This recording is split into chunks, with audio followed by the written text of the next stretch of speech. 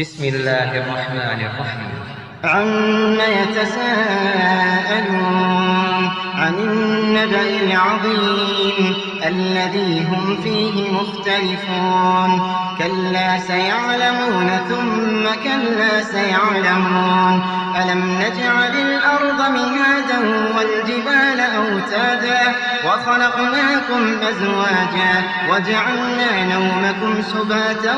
وجعلنا الليل لباسا وجعلنا النهار معاشا وبنينا فوقكم سبعا شدادا وجعلنا سراجا وهاجا وأنزلنا من المعصرات ماء ثجاجا لنخرج به حبا ونباتا وجنات ألفافا إن يوم الفصل كان ميقاتا يوم ينفخ في الصور فتأتون أفواجا وفتحت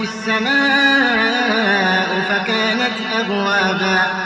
وسيرت الجبال فكانت سرابا إن جهنم كانت مرصادا للطاغين مآبا لابثين فيها أحقابا لا يذوقون فيها بردا ولا شرابا إلا حميما وغساقا جزاء وفاقا إنهم كانوا لا يرجون حسابا وكذبوا بآياتنا كذابا وكل شيء أحصيناه كتابا فذوقوا فلن نزيدكم إلا عذابا إن للمتقين مفازا حدائق وأعنابا وكواعب أترابا وكأسا دهاقا لا يسمعون فيها لغوا ولا كذابا جزاء من ربك عطاء حسابا رب السماوات والأرض وما بينهما الرحمن لا يملكون منه خطابا يوم يقوم الروح والملائكة صفا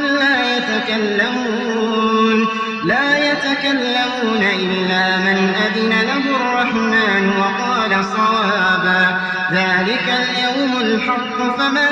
شاء اتخذ إلى ربه مآبا إنا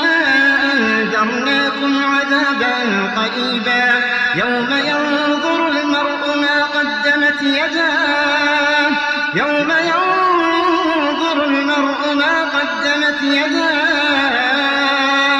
ويقول الكافر يا ليتني كنت ترابا.